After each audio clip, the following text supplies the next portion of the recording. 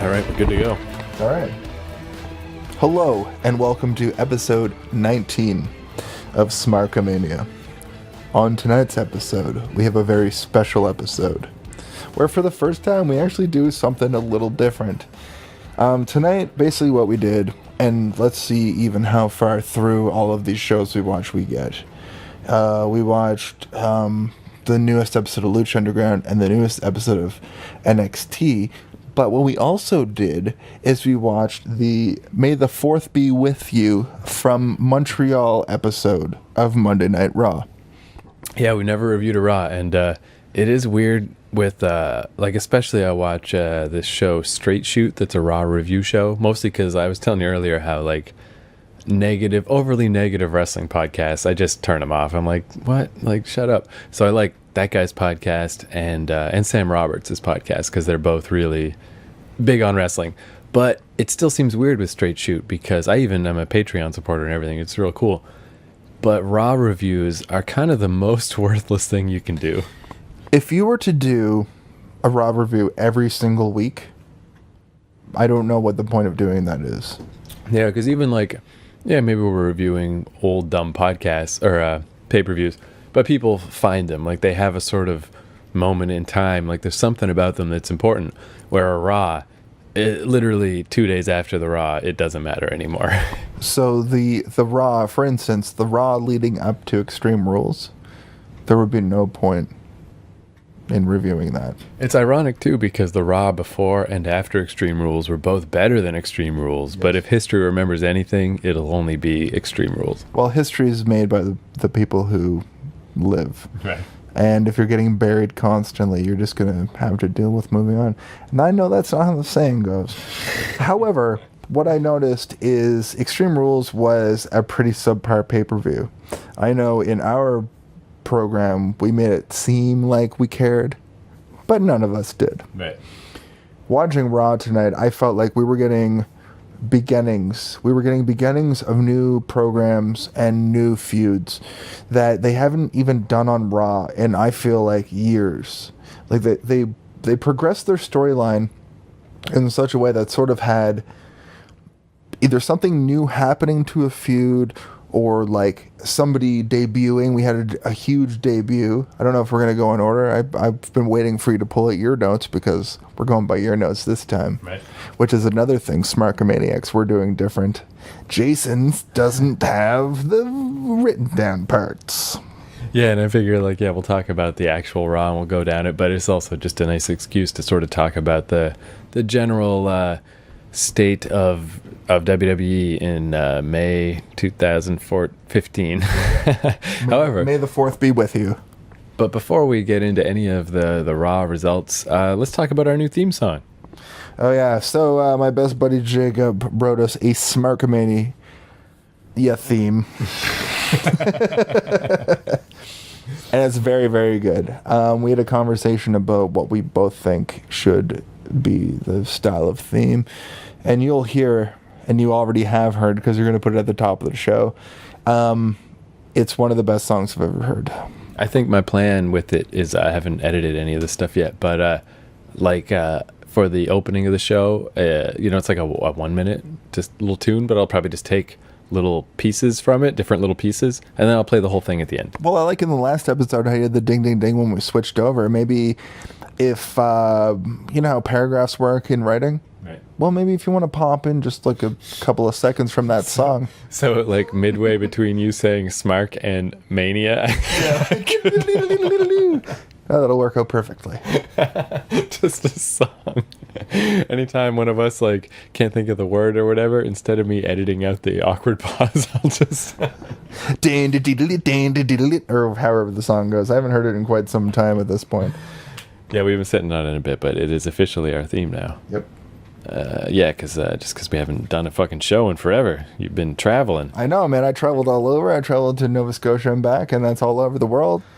So first up, it's a Montreal Raw, which It's probably, I don't know, I can't think of the last time. You know, here in Toronto, we're, for whatever reason, apparently super blacklisted and never get a Raw ever. Yeah, but Montreal has the Montreal screw job, and there was a particular point in this night where some man may have come out and expressed how he felt about being screwed over or something. I don't know how that went, but no, this is the heart of this is Canadian Chicago right now. But also, it has so much wrestling legacy because it's Montreal, Canada. We always talk about how Canadian wrestlers are the cream of the crop, you know? I guess I can't really think of what benefit they would have to being in Toronto necessarily. I wish they would come though. Even a SmackDown, I'd go. Fuck it. I think they do Raw and SmackDown outside of the city though. Right. I think it's more of a benefit for them to come here. If they're doing a pay-per-view and a Raw every once in a while, because I think it costs more to do a Raw here by far and away compared to like Hamilton or Ottawa. Like Ottawa, I'm sure is super cheap. You people from Ottawa. I wonder too with their traveling schedule and stuff. Like I don't know exactly how it all works, but when I saw Raw in Halifax in 2002 or 3, I wonder if that's probably it, right? They probably haven't been back for a Raw or a SmackDown. No, there hasn't been a Raw since the brand split era. But what I can tell you is multiple people from the Wrestle Club, they went and saw WWE Live in Halifax over the last, I think it was, Tuesday night? Right. Anyway, they split the wrestlers between Halifax and Hamilton. Hamilton had like the arguably better guys, and Halifax had like Sheamus, Ziggler, like No Harper. They had Stardust. Like, and my point is it's interesting to see how they split their road crew up, and then come to Raw, like they're all just back on the same show. But we don't even really notice who is and isn't on Raw, aside from the people that we wish were or weren't on Raw. You know what I mean?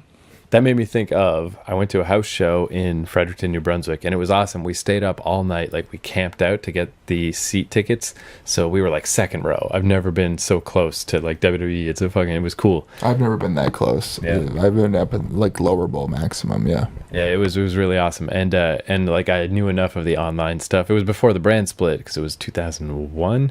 But we knew they had like a B team that went to the smaller cities. Yeah. So we expected everything to suck. And yeah, you know, Test was there, and you know, it wasn't all amazing. Orton was there, but it was before he debuted, so he was a loser and no one knew who he was.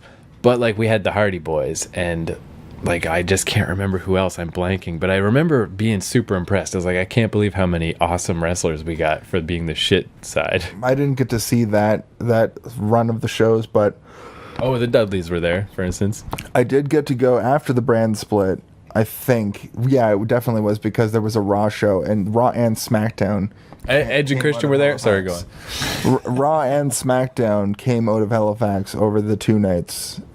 Obviously the Tuesday was taped for the Friday, and I got to see stars. Like, it was the night where Stone Cold Steve Austin and Goldberg had an altercation, but probably not a match because Austin was probably just like a special guest guy.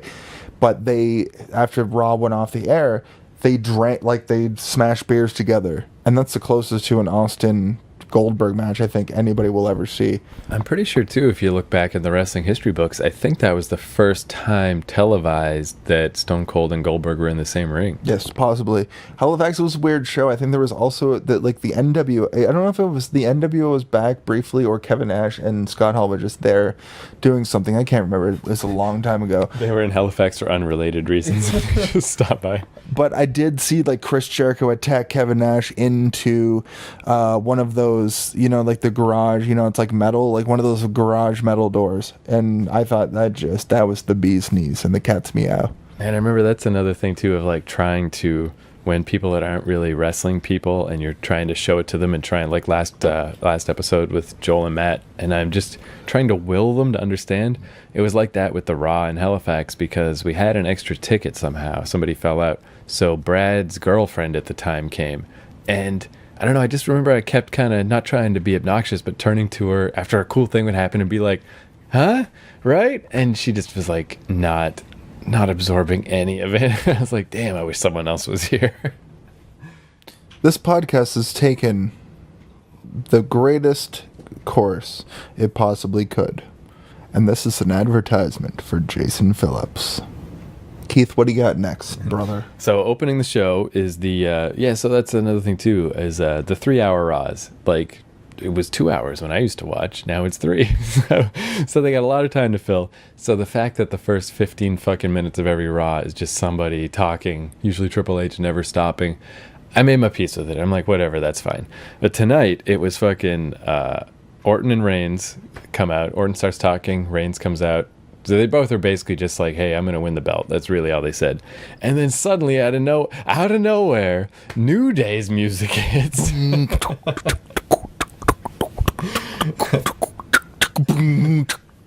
No, that's a Feel the power. New Day rocks. New. Yeah. That's another thing, too. Yeah, so our buddy Leonard was here for a little bit. And that's another example where me and you were just like, that's the greatest opening to a Raw. We had 100% Montreal immersion tonight because I happened to invite over a very, very French guy. So I'm sitting here. He's answering phone calls from his girlfriend. They're speaking in French to one another. I'm watching Raw from Montreal. But again, it's like for New Day to come out during an Orton Reigns segment during the opening of Raw is so monumental for so many reasons. And yeah, like just trying to explain, you just can't explain. No, like having people like sit in, like I have so many reservations about how angry I get about New Day being placed where they are on the card. And I think, you know what, they suck. They're like not that good, but it's 3 excellent wrestlers. Right. Then fast forward a bit and they win the tag titles and I called it like for whatever reason in my head. I think Daniel Bryan fucking being injured is kismet for the fact that New Day got to go onto the card with Tyson and Cesaro on Extreme Rules. Oh yeah, I forgot that like got it's almost shifted. It's almost like fate that New Day gets into that place that we all wanted them to be in. Like I want them to be the fun-loving heels that we all need, and the fact that they win the tag titles and now they're teasing Freebird rules fucking blows my mind. Like that's progression. And for them to come out and make fun of Roman Reigns and Randy Orton at the top of Raw. Yeah, so that's what happened is Kane, for whatever reason, Kane's a weird guy, and he makes all the rules lately, so he's like, hey, it's going to be a... Because Triple H wants to stay home and do nothing. Right. Triple H is taking some time. I really like that, though. I like those subtle shifts in wrestling. Like, they didn't say, like, Triple H is going to be gone. It just, he's been gone, and now Kane makes the rules. He's been gone for probably about a month, and it's been crazy subtle. Yeah, and it's just cool, too, because, yeah, it's like Kane's there. He can do... Like, Kane... There's no reason for him to be there. He doesn't really do anything. He's the director of operations. Right. So yeah, now Kane gets to be super heel for a while, and just, you know, lets us not be as bored of Triple H, and, you know, yeah, it's cool. It's a good thing. And I like too that it's so it was a handicap match. It was all 3 New Day, and I would be okay if New Day for no reason just always got to be a 3-man tag and everyone else only gets to be a 2. I think that'd be awesome. I think that would be a great new take on Freebird rules. Right. Like, yeah, we're defending the tag titles right now, and if you think you can even beat us, and for somehow along the way the commissioner, whoever's making the rules, like maybe Stephanie comes out and says, these guys have been doing such a good job for me and the Authority that they get to defend their titles as a trio. And any tag team that wants to come up and combat against them can. It's spot on. That's exactly how it would sound. But yeah, I think that'd be cool too if all 3 of them got to wrestle, because I've been keeping my eye on Xavier Woods lately.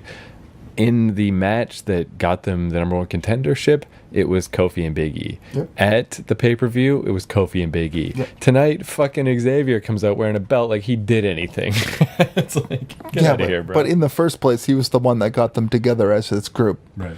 See, okay, I'm just going to do a little bit of Jason history. Dun, dun, dun, dun. That's the new sound for Jason history. There was an episode of Raw where Xavier Woods, like Kofi Kingston and Big E, I think either wrestled each other or with a tag team match where they're or something. Something happened. Anyway, Xavier Woods comes down, and he goes, "My brothers, we have to get together and not be a part of the middle card, of the undercard. We have to rise up and become an amazing group together." That happened. On today of all days, Martin Luther King Jr. Day, we cannot be fighting. May the 4th be with you. Yeah. So anyway, that just disappears, and they're like, "Oh, well, people were saying, oh, we've seen them like trio up on like house shows. We've seen that happen." And then a little bit of time passed, and then New Day fucking vignettes started happening, and then all of a sudden, New Day is a thing, and it's garbage. It sucks so hard. I think too that's a sign too of how much respect people have for, I mean, Kofi for sure, and Big E a fair amount and whatever. It's not like Kofi just came out of nowhere. He's a fucking like 10-year veteran at this point of the WWE. Yeah, and he's like one of those super amazing guys that for some reason it's just okay that he never goes anywhere. So yeah, people gave New Day a lot of rope to hang themselves with. I hope that's not a bad turn of phrase. That's crazy racist to say. I really didn't mean it that way. I didn't mean it. But just, yeah, it's like everybody gave New Day so much time. They're just like, okay, this does suck, but it shouldn't. So let's not boo yet. And then eventually they're like, all right, we have to boo. It's like the wisdom of the crowd. So fast forward to Extreme Rules, and of course they win the tag titles. They come out of Raw tonight, and they just interfere.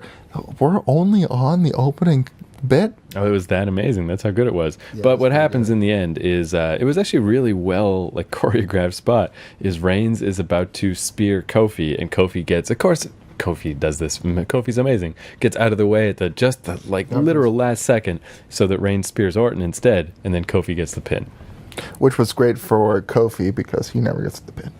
So and then New Day is pretty chuffed. We're also watching on British TV. Yeah, they were very chuffed, and they put their garbage in the bin, and they took the lift to smoke a fag. And then they rode in the boot of the car to Shaftesbury. That's enough. Nice. OSW review. Look us up. Oh wait, they're Irish. Take it all back. Matthew, I think he's British. So as the New Day is freaking out and loving their whole lives, Kane comes out and announces, I'm not sure why, I missed the details, but that Reigns and Orton are, and Jason was like, I just have this feeling that Reigns is going to wrestle again tonight, like he's not done. And Kane came down and was like, guess what, you guys aren't done, you get to wrestle the main event. That's a very classic breakdown of Monday Night Raw, especially in these days. The only time that didn't happen is when we thought we were going to see Seth Rollins versus fucking Brock Lesnar on Raw that week, and then Brock Lesnar murdered everybody. And I'm glad that I can tell you about this now. There's a very good running theme, running theory, running conspiracy theory on Squared Circle on Reddit that JBL came back like mentally injured from the attacks laid upon him from Brock Lesnar. And it's really funny to think about that. Before he was like, Michael, I'm a goddamn retard, but it's a flying Uso, it's a flying goat. And now it's just like, I remember goats when they were Usos. Like it's just like a fan theory. It's like a subtle change, but I love that. I'm gonna start looking out for that now. That's great, because that's like the perfect theory. Because I'm sure if you want to see it, it's there. Yep. There's a lot of things about movies and wrestling that if you want to see it, it's there. They're called tropes. Yeah, and trying to see JBL as some kind of sling blade dude is really it's not a stretch. But like also like he's like the Rain Man of wrestling. It's a little slow. I love that too. Like I love that. I know that like so much of what we make up about wrestling and think about it is just us drawing information that's not there. Like Roman Reigns at WrestleMania, where I think you're the one who said like we imagine Roman Reigns and all of his how worked up he is about it and all his thoughts and feelings that he doesn't have. But that's fun. I like that. Yeah, but like in kayfabe, like he's just like, yeah, I'm so happy to be at least be here. But the WWE makes it more like he has to be here because he's the man. He's the one that we've chosen to fight, and he has to be like, I'm the man. I'm the one chosen to fight. I'm kind of cool if you guys want me to be. But we know how he really feels. You know what? Yeah, All he doesn't right. give a goddamn. I think he's a fucking. I think that Roman Reigns might be one of those like prima donna wrestlers that comes along. He might be roiding out, being like fucking, and then they're gonna crack down. Every few years it happens. It hasn't happened in quite some time now, but they're gonna sweep with a fine comb steroid users, and then there's gonna be 6 or 8 wrestlers that fucking can't wrestle for a while. And I think Roman Reigns, like, he just came back from a pretty debilitating injury. And he's the top guy on the card. Imagine if Ryback came back and he looked like Lex Luger looks now. That'd be amazing. Here's an idea I just had. Just when you were talking there, the way you said chosen sounded like how Macho Man says chosen. And I already had Roman Reigns in my mind. So here's an idea. Roman Reigns is just not getting over. So they repackage him with a Macho Man gimmick.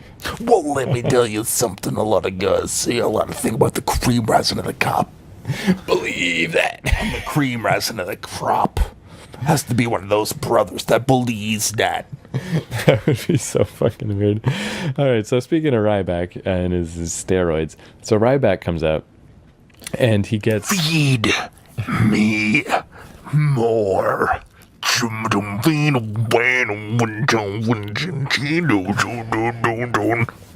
And this is how big of a bunch of assholes the Montreal crowd is they give him a Goldberg chant. He hasn't gotten a Goldberg chant in years, and he never really deserved it in the first place. Goldberg is a much better looking man than Ryback. We don't call them assholes, we call them a hot crowd. Yeah, I guess. Yeah, I never really understood. Because No CM Punk chants the whole night. We are like, if you're like in a business place where that's like a foundry or like a faction, like you have to do a lot of building parts. You know how you have a sign on the wall that says days since incident? Right. Well, yeah, I really think that's interesting too about wrestling. Like, it's just you just got to go with the overall thing. Like, Daniel Bryan is injured, we just got to accept it. CM Punk left, you just got to accept it. Like, Extreme Rules was in Chicago, wasn't it? Yep. Chicago Street Fight, Yes. not one CM Punk chant. no, they went over to CM Punk, smoked a joint, and then they came back and threw a bunch of chairs in the ring. Yeah. I mean, Like- it's probably better for everyone, but I mean, yeah, it's like people just moved on. They're just... Yeah. People will move on, and that's I was going to say that's the problem, but you know what that isn't? It's not the problem. There's no problem. WWE just goes on. I think that's the problem that people don't see. Like, you can't just, like, we're used to having shows that have, anywhere between 10 to 25 episodes for a season, and then the show doesn't go on anymore. We pick our times to be pissed off by the show as wrestling fans in the WWE because it goes on all year long. But what most of us, the Smarkamaniacs, what we realize, if you just watch it year round, it's pretty, like, it connects, man. It's pretty coherent. Yeah, although a lot of that too is probably almost like accidents. There's so many threads and so many characters. Some of them are going to connect, but hey, I'll take it. That's what I'm here for, is to notice. It's also pretty incoherent. But, what did this make me think of? Oh yeah, about moving on. That's totally true, because I remember when I first I watched TNA way back because Zach Gowen was in it as Tenacious Z, and I was like, oh, I got to see this, like when they only did pay-per-views. But then I forgot about it for a while. But then I watched it, and it was all the people I remembered from 2001, and I was like, this should be everyone that I remember in my nostalgia time, and I should love this. How come I don't love this? And it's because you got to move on, man. You just got to move on. You can have some of those guys, but TNA especially, like a few years ago whenever I just tuned in, it was all old WWE. That's all it was. Yeah, At least now it's like 50-50. That was the Hogan era. I'm trying to not watch TNA for the same reasons that I keep watching Raw every week. I hope that TNA puts out like a documentary and shows me the behind the scenes. My problem with TNA is it's written and produced like it's an indie on television, but the problem with that is ROH and even New Japan, they're indies, but when they put on a show, it's way more, it feels like, even though they go to a different town every week or a month, it feels like you understand everything that's happening.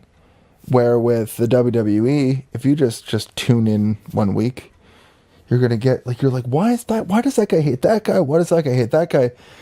WWE is the best, or sorry, NXT is what I meant to say, is the best microcosm of all of these conflicting ideas. And then after that, you get Sami Zayn popping up on Raw. Well, I was thinking it's weird with TNA because they don't really tour, right? Like it's just a TV show. They travel around a little bit. I just feel like too, if it's that, but if it's that centered on the TV product, it should be better. That's all. It should just be better. If that's what you do, then do it better. So Ryback, he's out there to give kind of like one of his boohoo speeches, of like, so many injuries, I went through so much, and I believe in the secret and everything. The secret, yeah. And actually, I don't mind when he does it. I actually liked when he came out and talked about all of his weird positivity and pulling energy into himself. Like, it was kind of neat. It's very similar to what I do in my life. Right. But what it made me think of is I really think that's like a dangerous line to walk of trying to be relatable to the crowd and stuff. Because last week, fucking Damien Sandow did one of those speeches, and I feel like he said a lot of weird shit that he shouldn't have said, where he's just reminded me of something that sucks that I just thought about. And we're all gonna die someday. Oh yeah, well obviously. But Damien Sandow, in the same vein, did not come out this week on Raw. Yeah. Did not do anything. Did not even show himself. Didn't even have a wrestling promo package for him. He basically came out last week and said, I'm kind of shitty. Thanks for loving me. We'll never see him again. Yeah, because what he said, the two things that stood out to me is he definitely made it kind of clear that his career was on a downslide and he was kind of on the outs. And if it weren't for the Mizdow character, he would probably be fired by now. But the thing he said that really stuck with me that I thought was weird, that was like too much backstage and like more than I want to know, is he's like, when I agreed to do the Mizdow character, I lost a lot of respect with the people in the locker room. And it's like, you're really making me think you're a fucking loser, that everyone backstage apparently thought you were a big jerk off. Don't tell me that. I don't need to know that. Yeah, but even to add to what you were just saying, the fucking Damien Sandow, he was in the WWE back in like 2006, and he was like a jobber and like with like a jobber tag team, and they had him in developmental, probably down at OVW or whatever. And what ended up happening was he got released and went down to some like South Pacific island place, like maybe Cuba or the Philippines or something. And as the story goes, he trained under a guy and lived off of what can only be described as coconut shells and sand. Then he comes back and gets into NXT or the FCW and then into NXT and becomes Damien Sandow. I really wish they did not downplay the fact that he wore a robe. That blue robe was not it wasn't a fucking bathrobe. It was a smart man's robe. It was like, I come to the ring and I have a sifter and I'm ready to fuck. But they weren't playing up Damien Sandow being so smart that he gets to fuck. They were playing up the fact that he's Damien Sandow. I'm too smart for any of you, which is a great fucking heel gimmick. Like, that's Lanny Poffo, man. Like, the genius. The only difference is they turned him into a comedy character. And it came around a time, look, I'm just going to give 1 second to Santino right here, because Santino was the comedy gimmick at the time. John Cena. Yep. I love that. John Cena. But anyway, at the end of the day, we have a weird new landscape. And I'm sure that I've said that there's a weird new landscape, there's a classic back and forth. I've said all of these things. But this landscape has all of the things we're going to talk about on this wrestling card, not pay-per-view card. I actually think too with Sandow is it seems like the genius-y gimmick kind of fit better with him, because he seems like a little bit of an awkward guy. Like, I just heard recently because Sam Roberts always interviews people, and he did a bunch of them because of WrestleMania Row or whatever. Mm-hmm. The Miz is a super good interview. Even though he's a heel on the show, he's just like a super fun guy to listen to. And Sandow's the opposite. He's a company man. Yes. Yeah, right. Yeah. But Sandow's the opposite, where he's the face on the show, but talking to him, he seems a little stiff and weird and doesn't really... he just kind of rubs me the wrong way in a weird way. Costa Rica. Right. But even his promos, or even the way now Sandow's just coming out and wanting the crowd to cheer for him without having the Miz there to make him look good. It's this close to being heel bullshit. My theory is that you're going to see a similar promo from Sandow on SmackDown, but they did, like, Raw was so good this week that we didn't even think about them. But at the same time, next week on Raw, we're probably going to get a similar promo, because next week's Raw is going to be in fucking, like, Oregon or something garbage. Some American. You fucking Oregoners.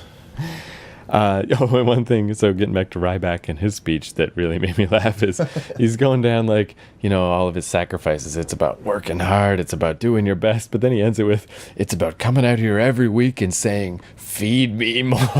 It's like, that's the worst motivational speech I've ever heard in my life. And I don't know if anybody noticed this, but a person pointed it out to me. Bray Wyatt was fucking talking about how he was so hungry, and I didn't even notice it. Yeah, it didn't include me at all either. And but it's funny too, because Ryback says like he would like to be a motivational speaker at some point, but now I know how he's gonna end. Well, why don't we get a fucking Ryback versus Bo Dallas feud then? Yeah, that would have been pretty cool. That would be really cool. Like, I would watch those guys wrestle each other. Yeah. But instead he's fighting Bray Wyatt. So Bray Wyatt comes on the screen and gives a way better promo, and the lights go down and everybody holds up their Firefly lights. And as it is with Bray Wyatt, his weird... me more. Oh shit, they're like a new Rybacksel. Rybacks Wyatt. Fuck. You would need the three of them to do that. Well, fuck it. I guess that's what we're going to have to do then. Creative works. But yeah, I don't remember the specifics of Bray Wyatt's speech, because that's how it works. He's cast a magic spell on you, but I remember thinking it was cool. Here's what he said. Hi guys, I'm the one that does that thing. Don't worry, because next time I'm going to do the same thing. And the person I'm going to do the same thing against is going to look very similar to what you think is part of your thoughts and your generation you believe. That was one thing, really old Bray Wyatt promos from NXT days and stuff. They're maybe he was even in FCW, but come on, let me continue my Bray Wyatt impression. Well, he used to have this weird Cajun thing that I'm glad he dropped. Where it was more like, down by the bayou, I'm going to take Sister Abigail and shove her up your ass, or whatever he says. Undertaker, I know that you've been thinking about who the new face of fear is gonna be. And you know that I wear this fedora. And I know he's basically Brother Love, I guess. Like, I'm doing my best to do his impression, but he's pretty much Brother Love. Just like slowed down and creeped out a little, not as high pitched. Well, no. Actually, you just described Paul Bearer. Right. Brother Love slowed down and a little bit more creeped out. Man, Bray Wyatt too, I love that so much about him, is that he's got so many things going against him. He wears white pants usually. He's got a fedora. He's a big fat guy in a party animal Hawaiian shirt. He's got a neck beard. Yeah. He says "milady." And yet somehow he just fucking kills it. Like, god damn it. Non-wrestling fans that are listening right now, and I know you're few and far between, Bray Wyatt does not say "milady." I know he looks like the kind of folk that would say "milady," but he does not. So there was no match there. I guess Bray Wyatt came out and was way more convincing than Ryback. But yeah, I mean, Ryback and Bo Dallas would have been weird and amazing. But I'm into this too. This will do. The new Wyatt family, the Dallas family. Man, I want Bo Dallas so much to succeed in some way, but I don't like his chances. He needs to go back to NXT. Just go back. He needs to be an interloper more than anything. Because, I mean, in NXT, he was fucking so good. Like, I didn't see a lot of his stuff, but I did see him lose the belt. And he was just, like, that's the night that he finally realized the crowd was booing him and was not on his side. And he was so upset. It was so funny. You have to believe. So next up, Cesaro and Kid come out, and I can't remember who we guessed they were. Well, we guessed they would fight the Matadors, but they actually fought. Los Matadors were going to come out. Unfortunately, You said that instead- every match. You're like Ambrose versus Las Ambrose Matadores. versus Los Matadores. They fought the Ascension instead. Right. The Incessants is what I want to call them because, god damn it, they royally fucked up the Ascension. There's been more like Wesley and Blake or whatever the NXT champions are called. I would rather them come out. Anyway, the Ascension rule. I love the Ascension, but they're a jobber tag team. I guess it's a thing like hindsight's always 20/20 or whatever. But the Ascension in NXT, I was like 80% with them, but they were so dominant and dorky. Like they were really like, this is really over the top. So I would feel that little taste of like, I'm not sure if these guys are cool or not. And then once they got on Raw, like it just became so obvious that they're not cool. Like that side became amplified. They're like the shitty Road Warriors. Yeah, yeah.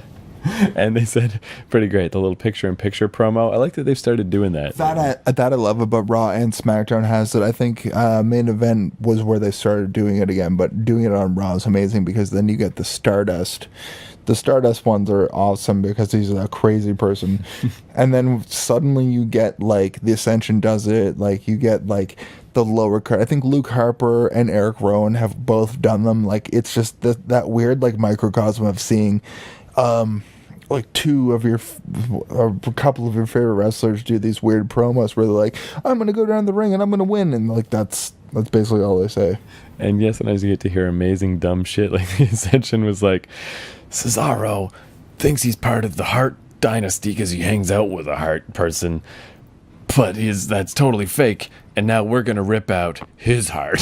I was like, all right. And that was the point that offended me because the primetime players have been making fun of old tag teams after they Ascension makes fun of old tag teams, but we still don't have either the primetime players or the Ascension fighting each other, and those things happen on like B shows. So like Kelka shows, all right, whatever. It's super weird with the primetime players because they've been getting tons of screen time making fun of other tag teams and haven't had one fucking match since that has started. Like not even on the shitty shows. It's like, what is this? What is happening? All right, so Renee Young interviews Seth Rollins backstage, and he says some shit, whatever. But what I like about Renee Young, besides that she's Canadian and hot, and she's from Pictou, Nova Scotia, Russell Clubbers, and we're Maritimers, so that's fucking cool. But man, I guess all backstage interviewers, this is their main thing, but she's real good at it. Is just the expression at the end that they fade out on. Yeah. Like they're like, what? Yeah. What did he just say? Or if someone is just so brave and wonderful, so they walk away and the camera lingers on her, just like she's just like, like that guy is the best. Yeah, that guy rules. I'm glad that he's gonna go out there and score more goals in wrestling than the other team. yeah, totally. That should be the Renee Young shirt. They should have Renee Young's for hockey.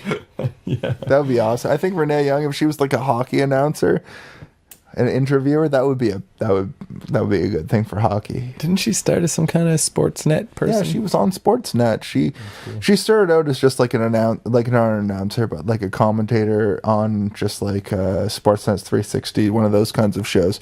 And then she had this show called Afterburn with referee Jimmy Corderas, where it would be an after Raw show. And then all of a sudden she was on WWE television, and it's probably one of the better moves they've done. Vince was watching. He's just like, she's gonna yell.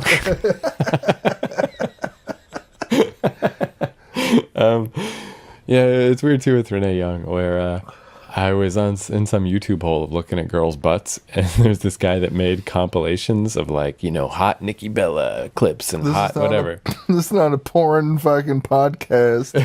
But give addresses if you're going to give up the fucking goods. I think his name was John WWE. It's a YouTube thing. Anyway, the point I was trying to get to, though, when he got to his Renee Young compilation, he called it Renee Young Cute Compilation instead of like Sexy Compilation.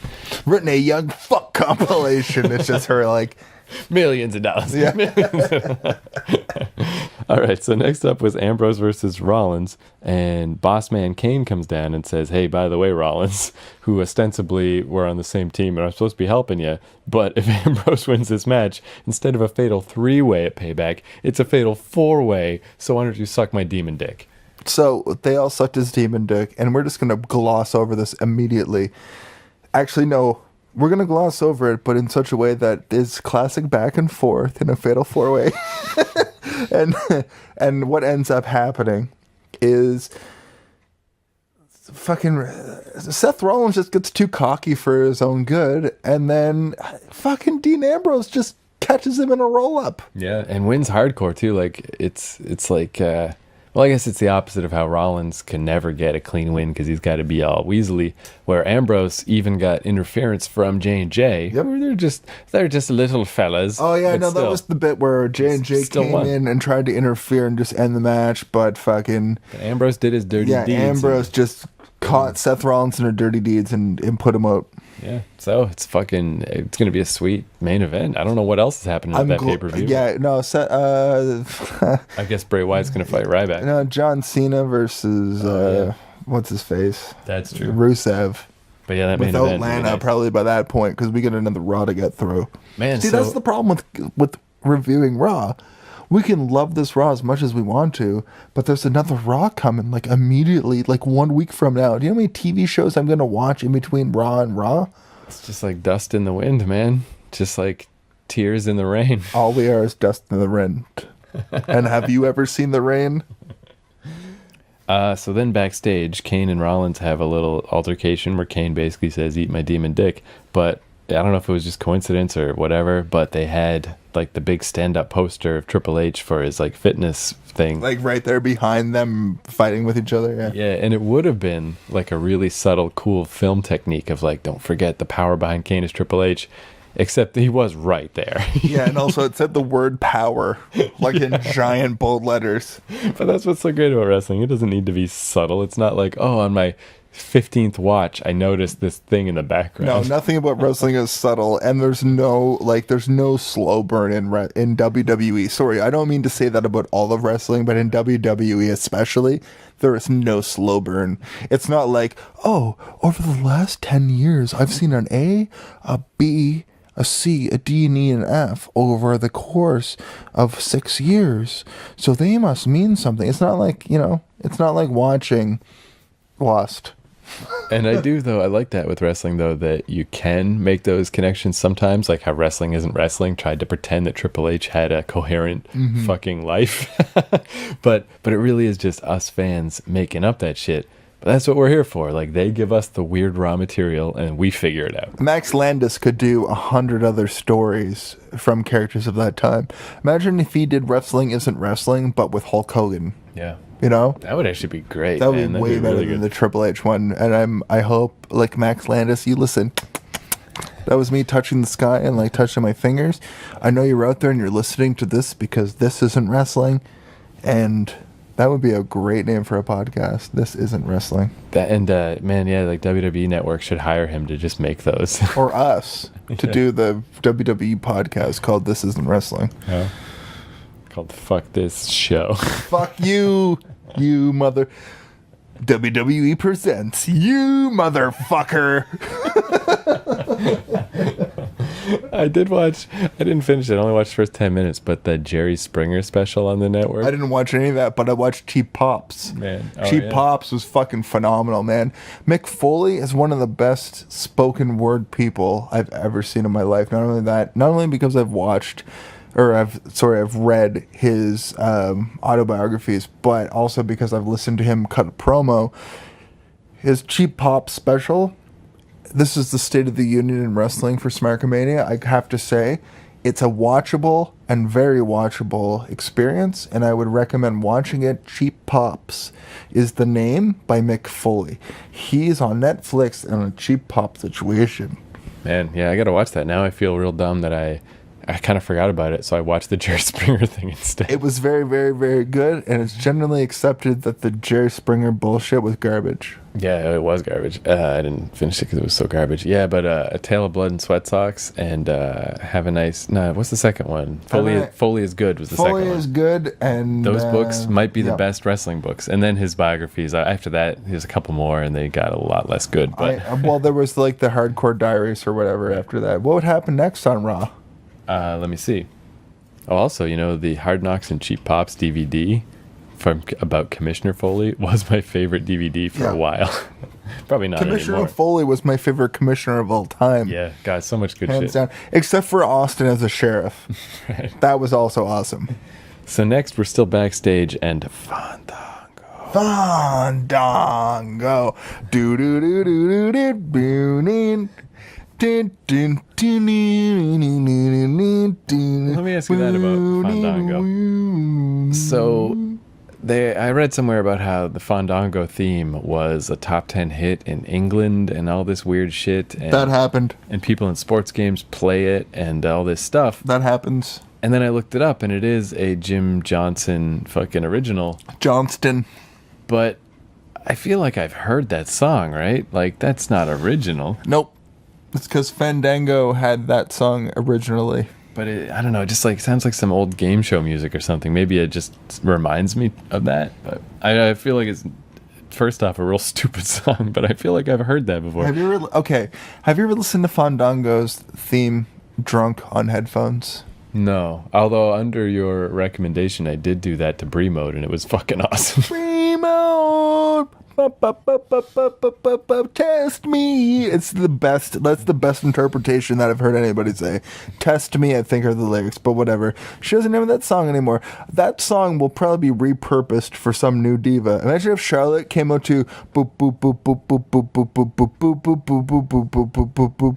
You know what I mean? Like they strip all the lyrics out of it. I think I heard Brie Mode a little while back. Like, it's just hard for the circumstances. Like, Nikki needs to be not in the building for her to. What if it was like Brie Mode? Do do do do do do do do do do do do do do do.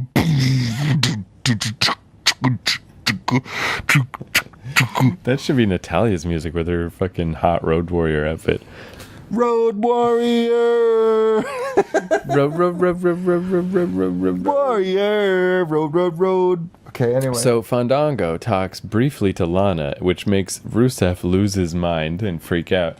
And predictably, it's now Rusev versus Fandango. And midway through the match, Rusev sends Lana to the back, but I think that was fair because she's doing the goddamn Fandango dance. Well, yeah, she's been like in Extreme Rules. She got up on the apron and just went like this. And what I'm doing right now is I'm doing the royal wave of hand.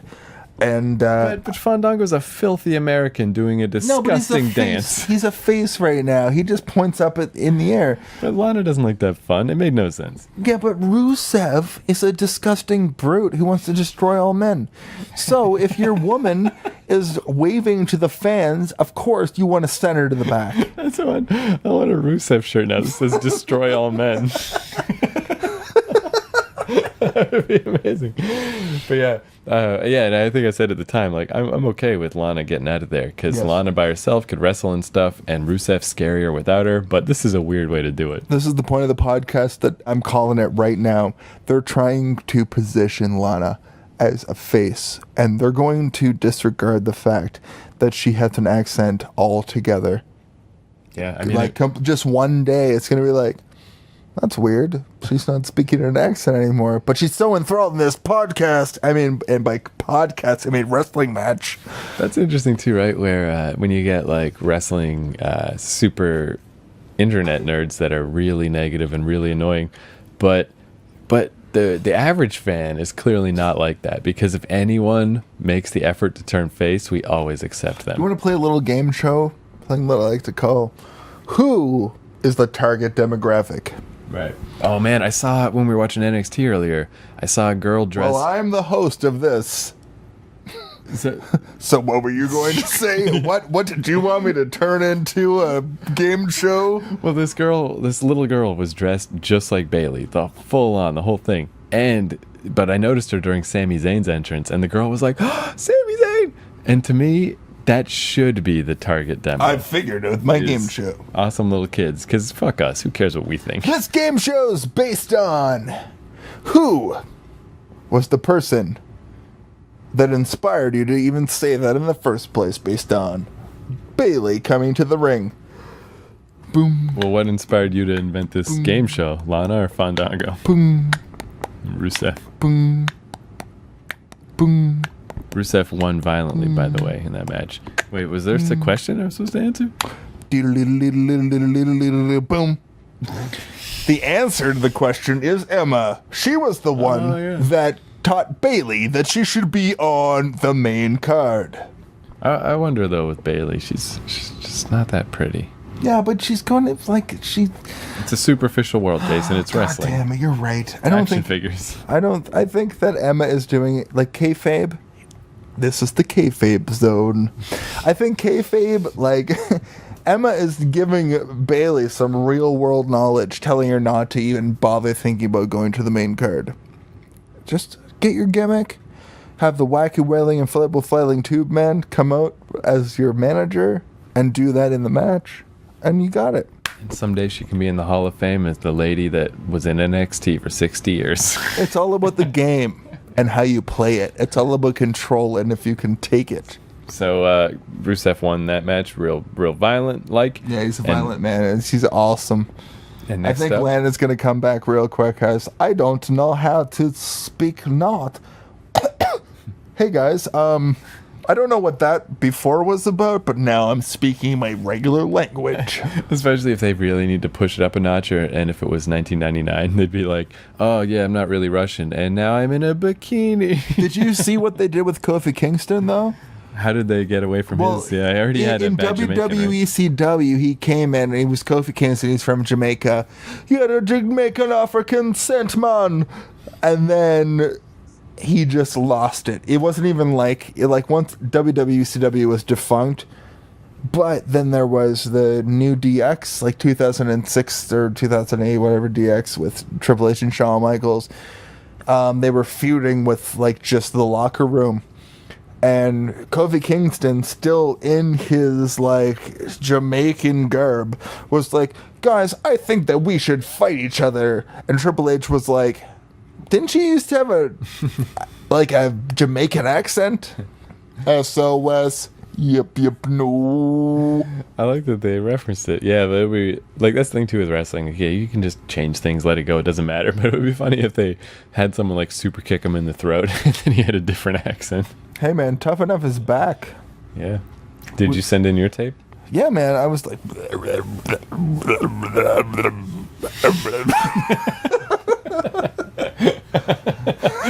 never know, man. Maybe you get some boogeyman action.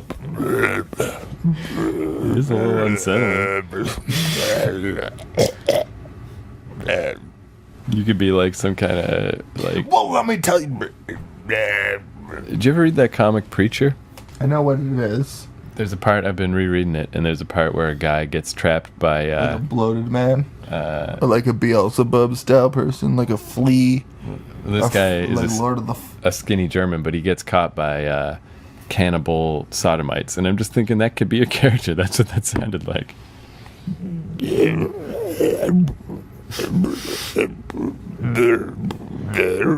God, I wouldn't want to wrestle that guy. It's scary. What's he gonna do? That's a pretty good fucking angle, man, right?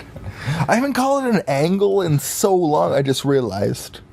Ever since Kurt Angle left. Oh, actually, we'll get to that in a sec. I got a thing to say about that. But next up, we had Kid Quick versus Stardust. No, wait, what? Yeah, and Quick. And you can get with this, and you can get with that. And Stardust won the match because he brought a bag of fake spiders. A bag of fake spiders to what I will say for the Wrestle Clubbers out there that went to the event in Halifax, that was when Stardust came out. He called everybody stinky, and he said, I don't want to have to do anything in this match, or I don't want anything to do with this match. He left and tried to leave, and then R-Truth, who is K-Quick, you racist motherfucker. Oh, wait, they're the same guy. Is it racist if they're both the same guy? Probably double. Anyway, R-Truth came out. Is that what R stands for? Racist truth? Think about it, white man. Every week he's trying to make you think about it. Just think about it. So then next up we got the John Cena U.S. Open Challenge. And it was Sorry. An extremely long speech by Cena. Way too much. So I knew something weird was going to happen. What did you say about the speech by Cena? he just like it was double. He said everything he needed to say, and then he said it all again. And it's like, all right, this is building to something. This is not his normal Cena U.S. title speech, but that just made me think though about crowd chants and stuff, and Cena sucking, and everyone hating Cena, and blah blah blah. Is sometimes I do wish the crowd would just shut the fuck up because they just make promos worse. Like, especially the what's in this day and age. That happened in like fucking 13 years ago. I want to bring up a point in wrestling for myself, getting back into wrestling during like 2008, 2009, where Austin's been gone for a while, and wrestlers don't know how to interact with the what chants, so they're just allowing it to happen. We have it very good now. We have it very, very, very good. Oh, really? Because the wrestlers know how to combat the what chants. If you go back, like if you buy the WWE Network for just $9.99 and you watch 2006 to like 2010, you're going to hear, what? After everybody saying anything, even if they're face or heel, despite the fact that they're either of those from the audience. They're just gonna do it anyway, until the internet sort of cracked down on it over the last 5 years. You're gonna read them be like, please don't chant CM Punk, don't say what. Like, just shut up. Just, like, be courteous. Don't say this is boring. Don't fucking chant fucking Natty sucks Tyson or whatever they were fucking chanting at WrestleMania. Like, just be cool, man. Wrestle fans, just be cool. Yeah, I agree. And the what chant is an especially bad one because, like, nowadays it usually only comes up if it's kind of a boring promo. What? And, like, that's true. It's like, all right, so you're letting everyone know this promo kind of sucks, but... It would suck a lot less if they wouldn't do that. See, that's what I'm saying. The cadence in your voice that you had right there allowed the wrestlers, because you were just talking your normal pace. And that's why wrestlers now, it almost seems a little bit weirder and different the way that they even talk, because they're waiting, like the Big Show. The Big Show is the prime example of a wrestler who has to deal with the fact that they're going to chant what as soon as I say anything. So, like, he only pauses in the middle of sentences, but between sentences he just keeps talking or whatever. Yes, exactly. Just finding your ways. Or is that why Triple H always goes, Triple H? So there is no pause. His makes it so they can't chant what. But yeah, Cena, so he really goes on and on, blah, blah, blah, blah, blah, blah, blah. And I'm like, oh, I wonder who it's going to be. And it's Bret Hart. Yeah. And Bret Hart, he literally, like, limped. Did you catch that? Like, he's not looking good these days. It was the same thing when I was watching Mick Foley's Cheap Pops, his stand-up. He could barely stand up. But then what was super great is Bret Hart came out, didn't really get a chance to talk much before Heath Slater's music, the three-man band song, which makes... Well, I'm a three-man band! Couldn't make less sense if they tried. Well, I'm a one-man band! Which I feel like his original music was. Right. It was just the same song with a word changed out. Yeah, I could have swore there was a version that didn't say the word three, but maybe I'm wrong. I don't know. I would like to give all the Smarkamaniacs homework, and I would like to know whether the difference is 1 or 3 for the man band. Why doesn't he just come out to, like, Slater Gator, but they could just beep out Gator? Did they have a song? I guess they didn't. I don't know. But I feel like they did. But whatever, like... Slater Gator was a weird blip in time that nobody's ever going to think about again. Like, we're immortalizing Slater Gator right now by talking about it. And I mean, I think it's better off with the primetime players, but I liked Slater Gator. But I didn't even realize that, like, the primetime players were not going to come back. I thought that, like, what's his face? Darren Young is the other primetime player. Darren Young is the other primetime player. A mere 6'1" to Titus O'Neil's 6'6", according to. I'm a solid 5'11", so I could probably wrestle any of these folk. 5'11", like, whoa, amber is the color of your energy. Is that what you're talking about? So Heath Slater comes out, which I love that. I do love these little minor storylines when they don't forget them and they just keep going. Like, man, I thought it was so funny. I guess it was like 2 weeks back where the U.S. Challenge fucking. That's the first time Heath Slater was like, No, all that was right. last week. Yeah, no, but 2 weeks back was when Orton was RKOing everyone because he wanted to use up all his RKOs before the pay-per-view. Shit, And, I didn't watch that Raw. Well, it was super funny because Heath Slater. I did see all of the fucking RKOs, but continue what you were saying. Sorry. Heath Slater was just at a weird looking picnic table sort of table backstage, and he was trying to talk to somebody, and he's like, I'm gonna enter the US fucking thing tonight and I'm gonna win the belt, and then he goes, oh no, and Randy Orton RKO's him through a table. And not only was it just weird in and of itself, but you're like, is this really what backstage is like? Like, it's Heath Slater trying to drum up conversations with people that refuse to talk to him, and Randy Orton just RKO's you through the goddamn table and no one cares. No, I love That's that. your job? That's where you're hanging out? I love so that. funny. Because I love that backstage life of wrestlers. Like, this shit makes no sense. Like, my favorite version of that was when the APA had their weird little office where you had to go through the door. And they wouldn't let you not go through the door, like, and you try to walk out the outside. They're like, "Hey, use my door." And then one week, somebody came and wrecked up their office. And the next week, in a different arena in a different town, was still a wrecked up office.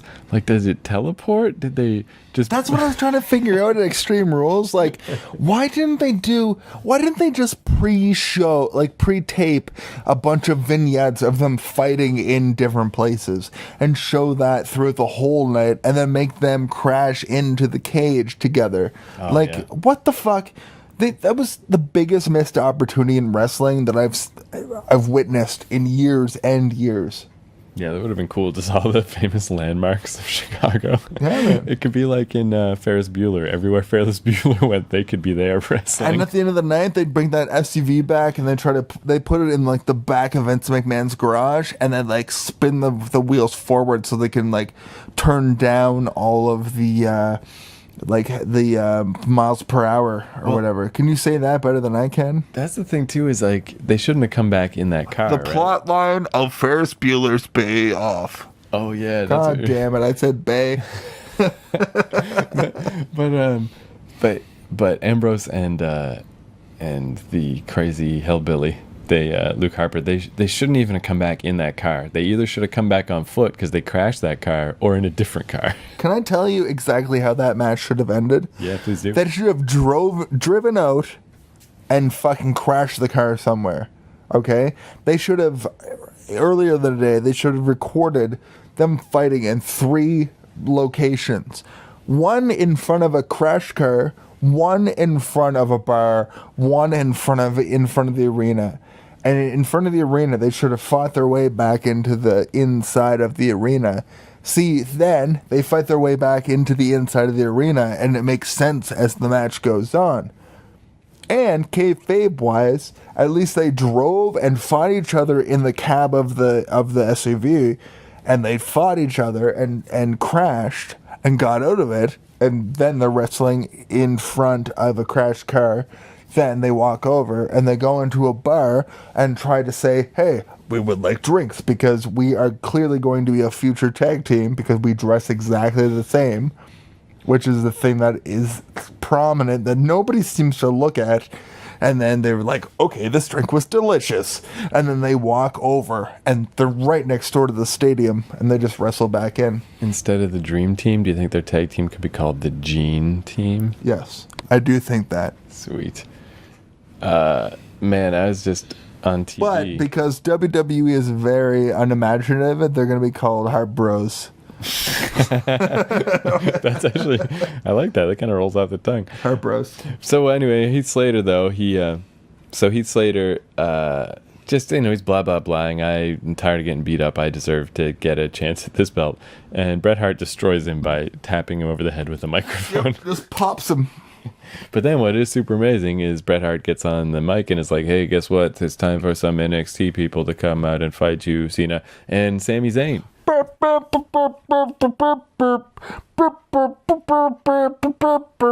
could probably do a better pastiche than I could. No, that's I think we're gonna get a copyright strike because we're so good. That's what I do instead. So Sami Zayn came out and it was a lot like John Cena's debut against Kurt Angle. Kurt Angle was like, anybody back there, come fight me. And John Cena came out in ruthless aggression and they fought. So this was... So Sami Zayn came out and fought John Cena, but he lost. He did not win. But that's still pretty cool. Sami Zayn on Raw. Sami Zayn fought Cena and lost. Oh yeah, that was a classic back and forth. So we're getting toward the end, and this is taking a while, but also let's remember that Raw is 3 hours long. It's like it's kind of harder to cover than a pay-per-view because more shit happens. Yes. Raws are ridiculous. So the Bellas are backstage heading to the ring, and what I thought was funny is they walked past the New Day, still celebrating 2 hours later. So happy. New Day. They didn't even really beat Reigns and Reigns and Orton. It's just that Reigns speared Orton. Yeah, they just kind of came up there and they were like, we're the tag team champions now. But fucking New Day, yeah, so happy. Not only are they're so happy, we come back from commercial and Renee wants to interview Sami Zayn, but New Day just comes over and they're like, fuck him, man, we're so happy. New Day? Interview us, look how happy we are. Day rocks. New Day rocks. And then Tyson Kidd and Cesaro interrupt New Day, who were interrupting Sami Zayn, and they're like, hey, New Day, are you really so dumb that you don't know that everyone's saying New Day sucks? No, we're totally positive, and we're going to make sure that we go out there and make sure that everybody knows that New Day rocks. New Day rocks. But I love to. I feel like that fits Cesaro really well. Like his promo powers are okay, but not great. So they're pretty fucking amazing if you just listen to what he's saying. But for him to be hyper literal is really funny. Like, don't you know everyone is saying New Day sucks? Like it's so like not clever. He's just like, everyone knows this, and you have to know this. So finally, the Bellas get to the ring after all this. They've been walking and walking for a long time. Shitty fucking. Oh, look, let me explain this. Basically, we have the Bellas come up. Then Naomi fucking comes and attacks fucking Nikki because she wants to be the champion. And then fucking Tamina comes back.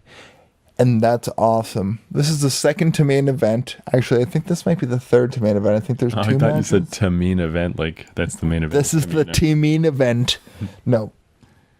Yeah, I never saw much Tamina, so. This was amazing. Cool. Tamina has made her a comeback. Keith, what I'll tell you is basically, remember Shawn Michaels and Diesel? Mm-hmm. Remember that?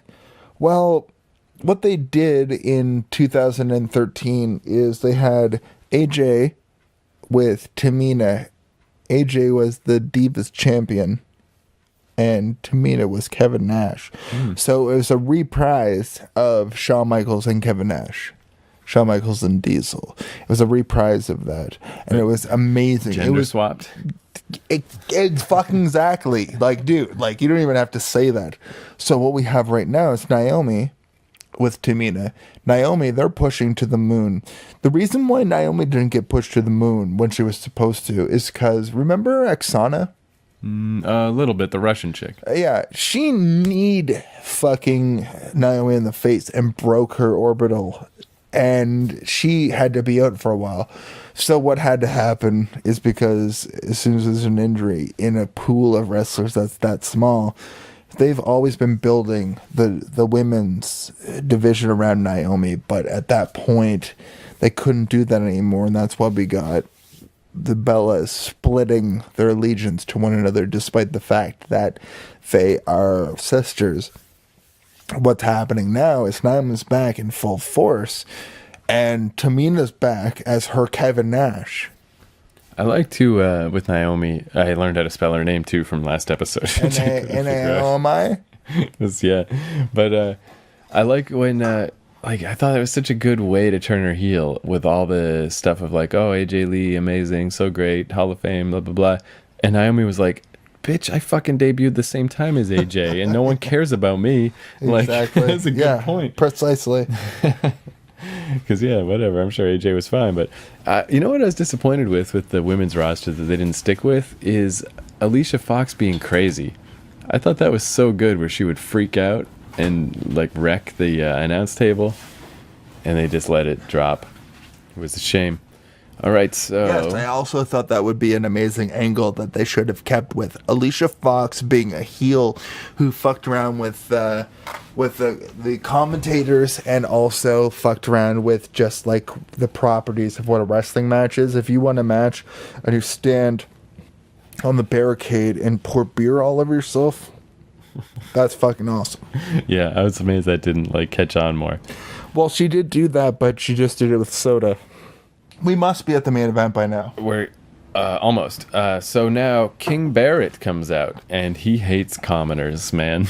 It's true. It's a good thing he was in Montreal because he was pulling classic heel status. He's the king of the ring.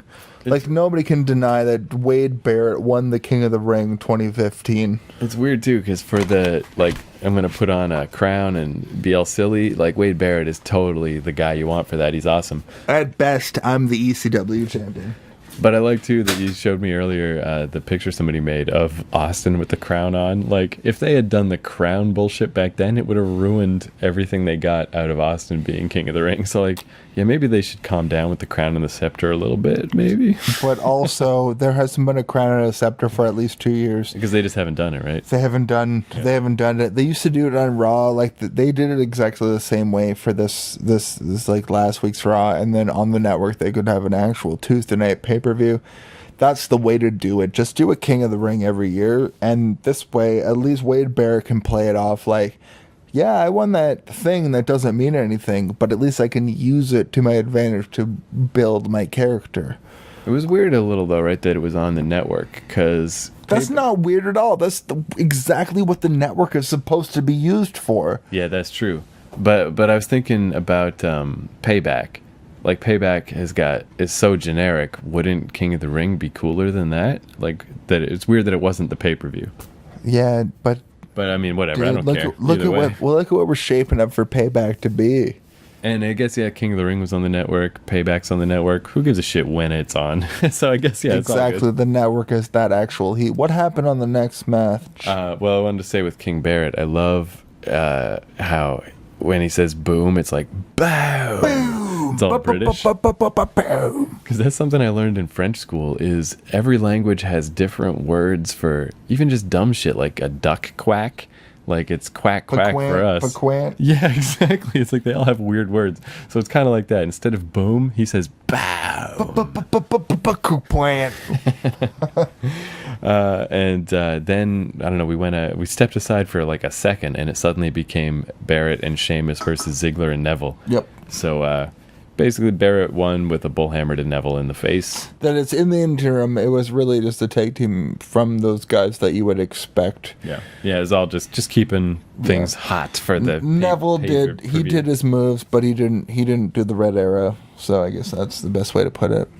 I wonder if it's going to be that tag team at the pay-per-view, or if it'll be Sheamus, Ziggler, and then Barrett and Neville as two separate matches. As long as Neville's on the pay-per-view, I don't care that it's a tag team. We got one more Raw before we know what Neville's going to be doing. Man, it's awesome, too, that like Neville doesn't seem like he had to slow down at all to come to the main roster. He still does all his crazy NXT shit. It's fucking cool. Exactly, but he's going to burn himself out way quicker. Yeah, that's true. But, you know... He's just a little feller. Boom! And yeah, even though this was it, nearing the 3-hour mark, we were not quite at the main event. But now we are. Reigns versus Orton. But then Rollins comes down, and Jamie Noble climbs on top of the announce table and announces that there will be an announcement from Rollins at the end of the following match. contest is scheduled for one fall. Introducing first, Roman Reigns. Introducing second, Seth Rollins. Introducing third, the special guest ring announcer, Kane. Introducing fourth, the referee, Mike Chioda. Referee 5, Mike Chioda again. Introducing as the guest announcer, it's going to be Michael Cole. Introducing as the second guest announcer, JBL. Introducing as the guest third announcer, it's going to be... The King. Jerry the King Lawler was the other one. So what are we going to say? Well, what does happen is none of these things come to pass because Kane comes down and he just gets impatient with this match, apparently, and he fucks everything up, and the referee will not call a DQ. So Ambrose runs down and is like, what is all this bullshit? I remember yelling, why isn't this match over? Why is this match continuing? Please call for the bell, referee. So in the end, Randy Orton RKO's Roman Reigns, and Ambrose is like, what the fuck? You can't do that. So he Dirty Deeds is Randy Orton, and Kane has already been taken out. So at the end of Raw, it's Ambrose. Ambrose left all by himself with his music playing, standing in the ring around a bunch of corpses. Yep. It's weird too because Ambrose's music, it's got like a piano in it. It's weird. Ambrose stood tall as fuck, and I just realized we got to the end of WWE Monday Night Raw. May the 4th be with you in Montreal. Raw. And the main event was mostly people from the Shield, so Shield's still doing okay. Dean Ambrose beat Seth Rollins, and Dean Ambrose stood tall at the end of Raw. That's the go home. That's the fucking what you should all take out of this episode of Raw. Man, I know a lot of you did not get to this point, and I'm talking to you anyway, but you're going to sense this at some point. But Dean Ambrose fucking beat Seth Rollins and stood tall at the end of Raw. That is cool too, right? That the veteran in this event was Orton, and the super veteran was Kane. All the new guys were the Shield. Yep, and that's all the new guys like took over all the matches except for Fandango didn't win. Man, so yeah, like the Payback main event is all the Shield with just a little bit of Orton like to glue it together. That's fucking cool. But I mean, back when they started doing this, it was also a situation where Dean Ambrose kept saying, no matter what you do, Seth Rollins, I'm always going to be there to make sure you don't cash in the Money in the Bank. Oh, yeah, and then he dropped the ball on that. Well, he did get put through a ladder earlier that day. That is exactly how that's how they sold it. That's how it made sense to everybody who's very embroiled in kayfabe. It was just like, oh, he got fucked through a ladder, so he forgot some stuff. But you'd think that like a couple weeks later he'd be like, oh yeah, fucking I'm supposed to be fighting Seth Rollins, like I should be interfering in what he's doing. And then I guess through kismet he's all of a sudden doing that once again. Do you think anybody does a wrestling podcast in full kayfabe? Would that be funny or just dumb? No, I would love to do that. It'd be hard though, right? It'd be really hard to really. Well, like give me a bit of your give me 25 seconds of kayfabe from your point of view.